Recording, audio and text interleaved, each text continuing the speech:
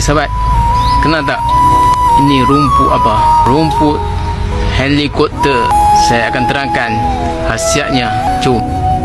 Baru tahu rumput helikopter ini rupanya ada kegunaannya. Ada khasiat rumput helikopter untuk manusia. Selain itu, rumput helikopter untuk kucing dan anjing yang ada sakit kepala, sesemak atau demam boleh dirawat. Rumput helikopter bunga putih ini juga dikenali dengan nama rumput pedo, rumput kepala lalat, rumput mata lalat, jukur pedo, sui wunggong dan pakor-pakor. Mempunyai batang tunggal dan daunnya 3 helai. Sebab itulah dipanggil rumput helikopter agaknya. Rumput helikopter sejenis herba yang baik untuk kesihatan dan tenaga lelaki dan wanita. Rumput helikopter biasanya tumbuh melia di kebanyakan kawasan, mudah ditemukan di halaman rumah, taman, tepi parit, kawasan berlumpur, padang atau kawasan lapang yang terbiar. Tumbuh dalam bentuk serupung. Rumput ini tumbuh melia di kawasan lapang yang tanahnya agak lembat. Ia tidak akan tumbuh seperti celah pokok besar. Ia suka tempat terang dengan cahaya matahari. Kalau ada kucing yang sakit pawa, sesemak atau demam, boleh guna rumput helikopter dengan cara merebus rumput helikopter. Gunakan air rebusan rumput helikopter pada kucing tersebut.